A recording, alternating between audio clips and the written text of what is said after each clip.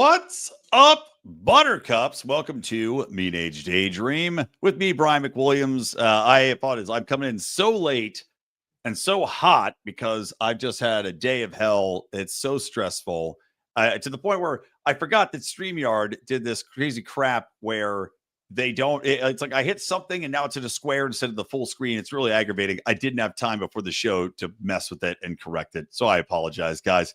It is what it is. But we are here. We're together. We can be thankful.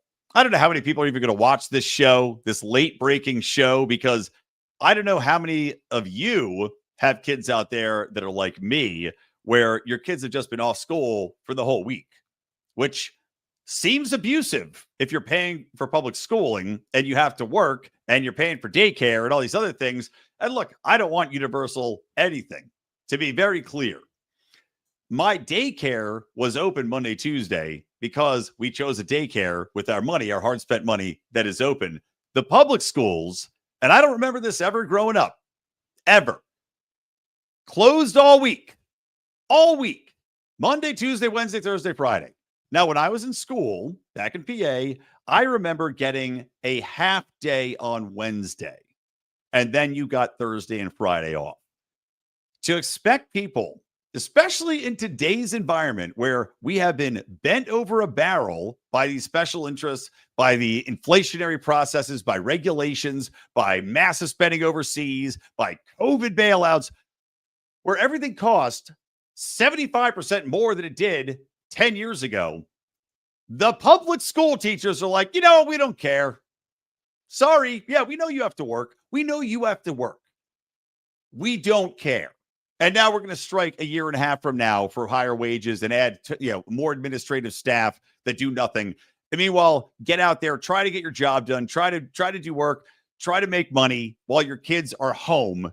And there's no camps open either. I tried to put my kid in camp. No camps. So I'm frustrated. I'm angry, but I am here for you people, even if it's late. And I have my earbuds in because my kids are outside and I've tried not to be distracted. They may interrupt me. My wife had to go because we're going out of town. She has to go drop the dog off at daycare. Kids are here. Who knows what's going to happen? Wacky show. Anyway, welcome, guys.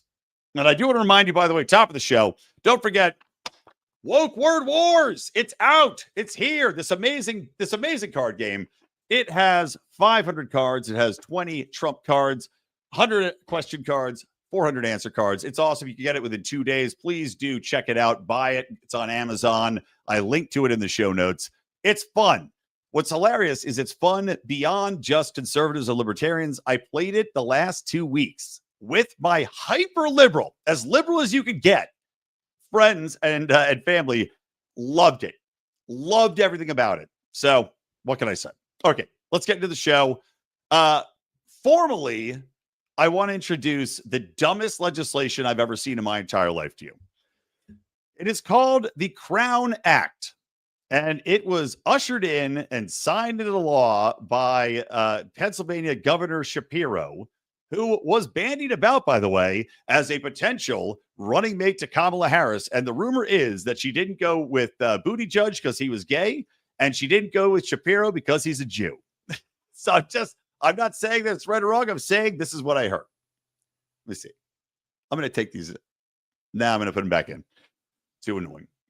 So Shapiro signs this legislation. It's called the Crown Act into law. And I'm just going to play this video so you can enjoy, along with all of us, how idiotically unnecessary, stupid, and honestly impossible to implement this actually is. So here's the video.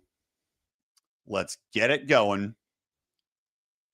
Today, when I sign the Crown Act into law, all right, that will be... You go, girl. That will be the next step in making good on that promise of bringing about real freedom for all Pennsylvanians. This public policy campaign is my brainchild.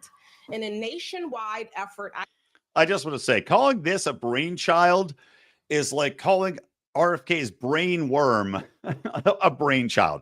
Exactly the same. A terrible thing that ate away your brain, and yet somehow you managed to survive with it. Okay. I have led since 2018. determining it was necessary to change the law to help redress the long-standing and problematic practice of racial discrimination in the form of hair discrimination. I subsequently developed the national legislative, social impact, and coalition building strategies for this movement because for too long, a myopic notion of professionalism and Eurocentric standards of beauty have perpetuated racial inequity and exclusion.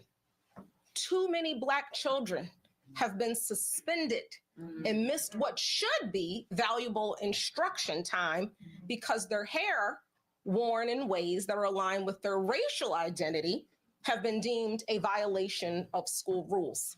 I'm sure that is possible. And a violation of school rules could mean what? I don't know. Does that mean you're not allowed to have an 8-foot tall afro because other kids can't see past it?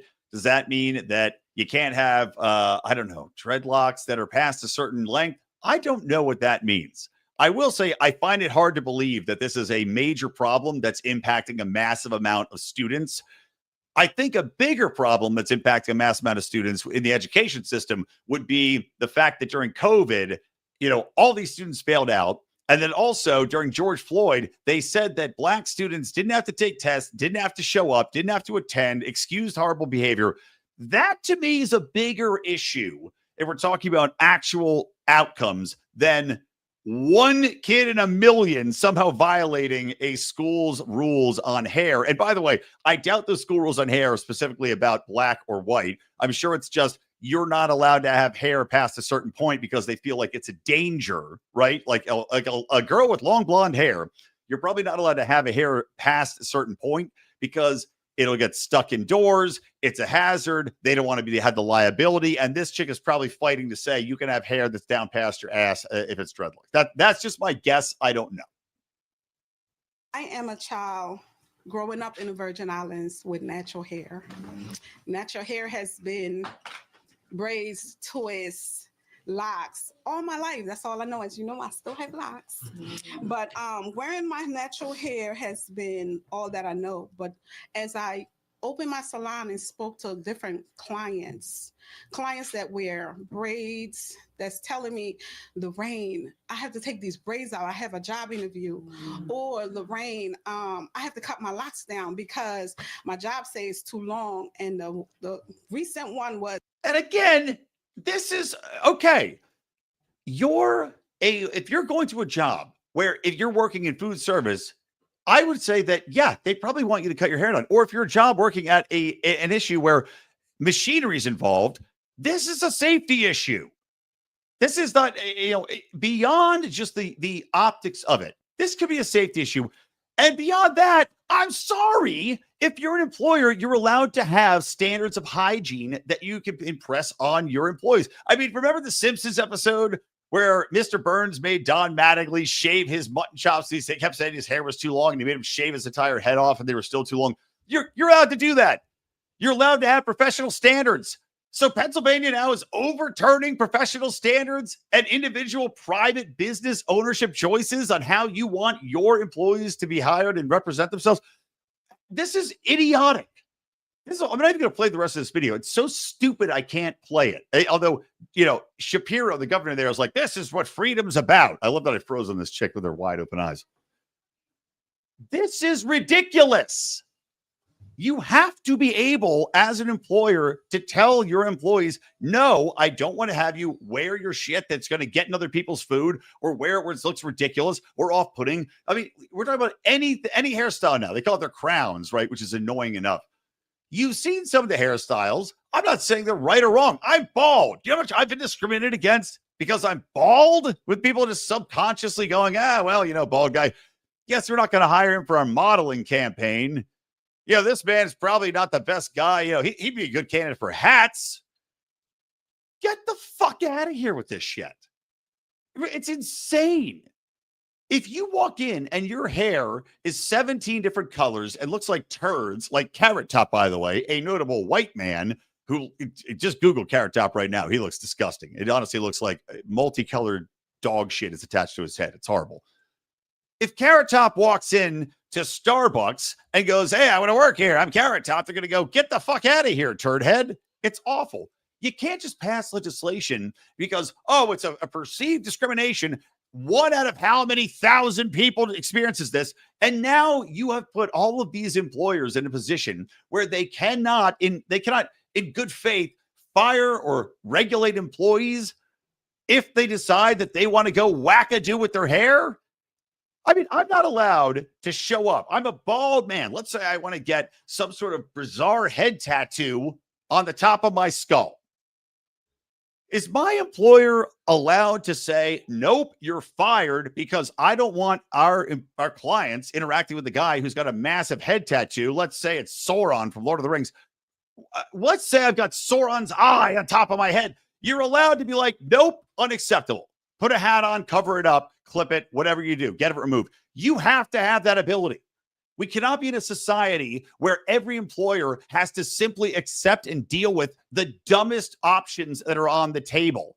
And these people that are talking, they look like perfectly normal haired people to me. No, I mean, white people don't typically walk around going, oh, I can't wait to see what kind of black hairdos are out there today. Typically, you don't give a shit. And this act, by the way, I would say is directly correlated to Michelle Obama going out there and whining about somehow there's white hair standards that black women have to adhere to. No, you don't. It's 2025. If anything, you're encouraged to do the opposite of what white people like. It seems to be the thing that's paying these days. So get out of here with this crap. Spend your time on something better. Just idiotic. Okay. Next. Something very humorous I found is that Canada, talking about, she's talking about her native hair, her natural locks, and all that good stuff. Well, Canada has long had a affinity for, let's say, well, the left has an affinity for making the indigenous people's plight out to be the most important thing in the world. And of course, when you do that, you're going to have people that take advantage of it. Like Elizabeth Warren here in the United States said she was of Native American ancestry. She's not. She took advantage of it. First Native American professor at Harvard, right? What a joke. So these other people have done the same. Like this guy, celebrated author Thomas King, expect a firestorm as he reveals he's not indigenous. Because just like Elizabeth Warren, he believed his father was Cherokee, and he had written a very, very famous novel that I guess everybody in Canada held up. Buffy St. Marie. Apparently, she's also not an indigenous, despite claiming it. Michelle Latimer is in an identity crisis because there's impossible questions being raised. This is like, it goes, and Cabinet Minister Randy Boissonnault, it sounds like a Native American name, apologized over indigenous identity claims. This is the classic example of when you set up an opportunity for people to grift, when you set up an incentive program that you're not allowed to question, right? Because you were simply not allowed to question anybody's heritage. It's just like if you say you're disabled, right? If you claim disability, no one's allowed to question it. No one's allowed to doubt you. If you allege racism, no one's allowed to question or doubt it because you'd be a racist if you doubted it. This is what's going on in Canada. All these scandals around indigenous people have been disproved, by the way. There was some scandal where a church had, they found all these graves. Oh, no, it was a school. It's a children's school. And they said, oh, my God, we found all these indigenous graves. This school had just been murdering indigenous children and burying them. That never happened. Never happened. Complete nonsense. And yet you still have this push for indigenous is better. Indigenous is great. Just like we have in the United States, like as if these people were perfect, pristine, like they'd founded Atlantis and that was the sunken city, right? The perfect city that sunk somehow. I'm sorry, they were no better than anybody. They got conquered. That's a fact. Just like everybody throughout history has been conquered, by the way, at some place, at some point, some time. Everyone was conquered because that's the way the world worked at some point in time. I'm sorry, it doesn't make you some sort of superhero to identify as indigenous, except to the left, where it is worth buco dollars. It's worth those, what do they call balloonies, right? The Canadian $2 bird bill. Well, bird coin. Loonies for you if you're indigenous. But none of these people are. They're jokes. Okay, so moving on. I'm cracking through this because I have no time to do anything. Next thing I want to talk about, UBI fails again. Let me see how long this video is. 3 minutes, 20 minutes. I'm just going to play this entire video because this is Peter St. Onge, who does a lot of great stuff with economics. So Peter St. Onge is talking about a new UBI study that was done by, I think it was Sam Altman-Fried. He may correct me when I play the video, but I believe it was Sam Altman-Fried, the of course now disgraced AI magnate. All right, let's see. Go ahead, Peter. But this disproves the concept, right? Everybody's talking about how UBI should be considered in the age of AI because people are going to lose their jobs, which is a fact. People will. But the thing is, it's not like it's going to create a generation of artists and scholars and creatives and people that are going to use their time wisely to go out and do something amazing. No. With AI there, you have the world at your fingertips to create whatever crap you want, and you're more enticed to actually sit in stasis. And I've said this about welfare programs in general. People gravitate towards their level of comfort. If their level of comfort, and by the way, and that means without having to try hard, right? If you have a level of comfort you have to do nothing for, you will gravitate towards that level of comfort. Are there people that are going to go outside that norm? Of course. There's always going to be people that are special, that are driven, that don't accept it. But of course, socialism crushes those people because they work hard and the rest of these people sit around like lumps. The people will gravitate towards their comfort level. I'm just hearing my children yell out there. I'm like, oh my God. So Peter St. Onge, tell us what's going on here, if you'd be so kind. Another universal basic income trial has failed, doing exactly what you expect. People quit their job to sit on the couch and collect free money, canceling out the free money. In fact, they got worse. Maybe socialism will work this time. The study was funded by OpenAI's Sam Altman and handed 3,000 people $1,000 a month for 3 years, so $36,000 per person total. The cash was no strings attached. They wanted to see what it did to work, health, parenting, and starting businesses. The idea was to test what UBI advocates claim, which is that free money makes people work harder, stop eating junk food, found startups, and I guess read stories to their kids. Shockingly, that's not how it works. In fact, the free money made it worse. They did not start businesses. They did not lose weight. There was zero impact on health. They claimed better parenting, presumably to please the donors, but in fact, their children experienced worse developmental difficulties and did not get better grades or school attendance. In fact, in Illinois, the grades got worse. I mean, that's shocking, right? People can talk all the crap they want about homeschooling, but people who are opting to homeschool because they believe in homeschooling, right? Their children will get a better education. That's incredible because you would think, even if these people aren't applying themselves in their careers, you would think having all this extra time would entice you to be a better parent, to spend more time with your children because you're not having to rush from thing to thing. Like I'm just talking about today, how stressed out I am. And my wife is so stressed out all week trying to balance work, other obligations. And I said, between my job as a publicist, between the Libertarian Party, between Woke Word Wars, which you should all buy, Woke Word Wars, go buy it. Between launching all these things and running all these things, then you've got your children here too. So my God, if I just had my kids and I didn't have to go work hard at my job, or at least one of the 3 other jobs I'm doing on top of raising my kids, I can't believe how much I'd be grateful for that, right? You sit down, you read them a book, you go take them to the park, you spend more time with them instead of sitting and looking at your phone because you're so mentally exhausted after a day of hard labor. Not these people.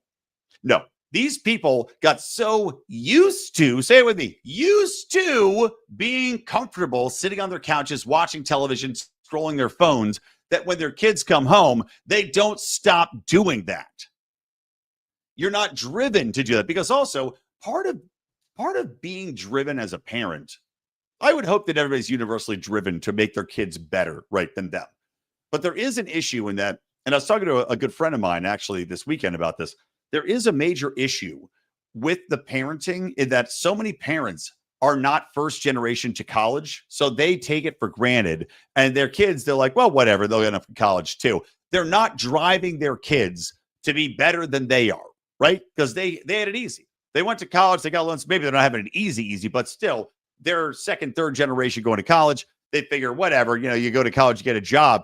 That's not working out, but these people get a job. They're not driving their kids to be better than them. In fact, they probably think that they're better than their kids in many situations. These people may be the same. But without a job to keep you on schedule, without something to drive you to succeed, to make money, to feed your children, to better your children, I can see how that would bleed away. And that you would just simply go, well, they're home. I don't got to work. The government will take care of them. The government takes care of me. So the government just simply becomes father, mother, caregiver, lover, probably. All right, Peter, what else you got for us? Take it home. We got another minute and a half. Handouts did not even impact food security or likelihood to be homeless. And the reason was simple. They stopped working. Recipients were 50% more likely to be unemployed. This matters because it's well known that unemployment makes people depressed and suicidal, but also because work is how poor people escape poverty. They get experience, build habits like showing up on time and not drunk. They gain on-the-job skills that earn them the raises that get them out of poverty. In other words, free cash does not help the poor, it bribes them to stay poor. Bingo. These results are consistent with dozens of UBI studies, but they keep trying because buying votes from poor people is the holy grail of the left, since long before AI and robots became the fashionable talking point. The idea is backwards. Being poor is a symptom of bad habits, lack of grit and industry.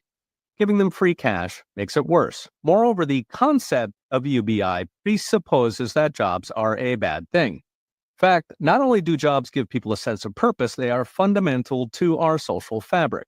Because a job is just shorthand for saying you do nice things for strangers and they do nice things in return. So the girl at 7-Eleven is kind enough to make me a sandwich because I am kind enough to pay her rent. Take away the jobs, and strangers don't do anything for each other. Society becomes atoms bouncing around, or more likely, atoms sleeping on the couch. So it's next brought to you by. All right. That's enough of Peter, but good stuff there. He absolutely nails it in every possible way. I mean, I didn't know he was going to say what he was going to say right after I did, but it's obvious. The outcome's obvious. And by the way, another beautiful, bald, intelligent man who has clearly been discriminated against. And hey, John James, 1494. Yes, I know. How do you arrest somebody for hair discrimination? Yes, and I do wonder if it's a felony or not. It's clear what happens when people have no incentive to work. It happens time and time again.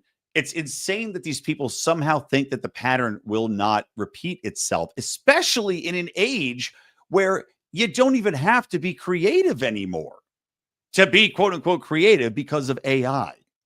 Because of, and look, you don't even have to go make money or try to make money or pretend to make money to impress women anymore. Because think about the man sitting around with UBI money who doesn't have to work, who gets his subsistence paid for by the government and his rent paid for by the government, living on a meager means, watching television, scrolling the internet, talking to his chatbot AI girlfriend. So he doesn't have to impress her for shit, except that they ask him for an upgrade to maybe see some digital titties. This is how society ends. It's funny. There's a Futurama episode, which used to be a great show before it went ultra woke because Matt Groening's a fucking asshole. And the people that apparently checked him must have died and passed on. Sam Simon, I think, died of cancer. I guess he was the voice of reason. But there's a great episode about Fry, the lead character, dating a robot and how it was basically forbidden. And they made all these videos in sex class about how you couldn't do that because there is no incentive. And they showed, all of humanity's achievements, economy, majesty, creativity, industry. And then it shows, and even people dating same-sex robots, and the drama crumbles. Hilarious joke you can't get away with today. But the point resounded then, and it still resounds now. There's no way in hell that you can make this work. It's simply going to be slugabouts, happy to sit on their ass, being drains on society. And especially in our society now, where we know how many people simply get by on coming to the country and subsisting on welfare and take advantage of the system. I mean, sorry, these are better teeth, but still not the real teeth I'm going to have. For those of you who didn't know, I punched my own tooth out. Killed some of last week's episode. I punched my own tooth out, and I decided to get my other teeth fixed that were also broken from youth. And these are temporary gorgeous teeth, but they're still not quite right. So it's interesting trying to get used to them and talk. But you've got these people that are taking advantage of the system as is. If you had UBI and you have basically, mass immigration, open borders, welfare, good night. Where do you think our ridiculous budget's going to go to then? And who's going to make it up? Because you've got no one manufacturing anymore since you're doing UBI. Yeah, AI can do some of that, but who's going to service the AI? Who's going to sell the AI? Who's going to be, who's going to be the people that are coming up with ways in which to make that AI better, smarter, faster, and also limit its ability to murder us if everybody's sitting on their ass collecting UBI? It's fucking ridiculous. Okay, last thing we will talk about, guys, is just one to end on to end this show today is that I'm working on a project that'll debut after Thanksgiving for the Libertarian Party, a messaging concept. And basically, it's just the fact that we are seeing so much of what we give a shit about. And this is one of the things that libertarians fight with and have problems with, and I think cause a lot of burnout, is you fight so hard and we focus so hard on national issues like the debt and the war state and the regulatory body that holds us down and the IRS. These are things that need to be addressed, but that are monoliths that take a long time to take down. What I think we need to focus on and be reminded of is the potency of local community action and how important community is. And hey, it's Thanksgiving, guys. I hope that you're enjoying it with friends and family, which the government has tried to divide up, right? This is by intent. The government goes out of its way to try to break up family units. This is the welfare state in a nutshell and the over-policing state. To break up family units, to divide communities, right? The emphasis on climate change and white nationalism and white extremism and, and pitting people against each other in the dumbest possible ways because they want you to stop talking to each other. And liberals have fully bought into that concept.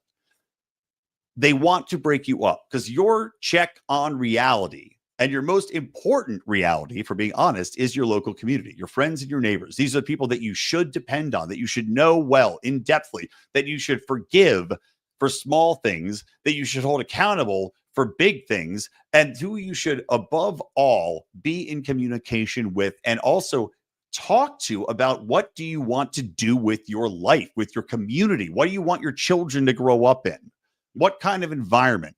What do you want your schools to teach? What do you want your community focused on as far as group projects? If they want to do cleanups, if they want to, if you want to build a park in your community, go for it. Build a park in your community. If you want to deregulate fireworks so you can have a big blowout, balls to the walls fire to display on 4th of July, do it. If you want to, legalize whitewater rafting in your street, do it along with your community. The point is, community is being lost as people focus on these big issues that are shoved down our throat, that are reemphasized on social media. You don't have control over them. What you do have control over is how you act with your neighbors, how you act with your friends, how you act with your community, and what impact you can do, what positive force you can be in that community. And that then can be extended into local action through your government. And yes, we all know that big government's terrible, but let's not joke ourselves. Local government is always going to exist in some form. You're always going to have a town council. You're always going to have some tribal elders. You're always going to have a communal group that agrees on things because you have to coexist as a society. So make that your focus. Prove to people that you can change the world. Prove to people that you can coexist, and then take that and make it bigger and bigger and bigger. Because the more you change your local environment to suit everyone's best interests, the more you can get along, the better we're going to be. Because those people, next time a big thing comes along that you want to talk to them about, like the IRS, like the big beautiful bill, like making Thomas Massey's Prime Act, making local meat distributors be able to distribute far more effectively, far more efficiently, and go across state lines and break these cartelizations of the meat industry. Guess what? They're not going to look at you like an asshole because you're the guy that helped get the merry-go-round fixed and got the stairs put in and got the hiking trail built. And you're the guy that's bringing people together. So you're somebody they should take seriously. And you don't get that from yelling at the clouds. You get that from talking to people about what they give a shit about. All right. Happy Thanksgiving, everybody. Thank you for watching. I'm shocked that we have as many people watching as we did today. Don't forget Woke Word Wars. You can get on Amazon. Woke Word Wars. It's great. Promise you, you will love it. It's a great gift. It's a fun party game. It's $35. It's not expensive. Get one and then write a 5-star review. And of course, subscribe to this channel if you haven't already. All right. From me, Brian McWilliams from the Lions Liberty Network, from Woke Word Wars and Mean Age Daydream. Keep those electric guns on me, babe. Keep that ray gun to my head. And have a fantastic Thanksgiving, everybody. I'll see you next week.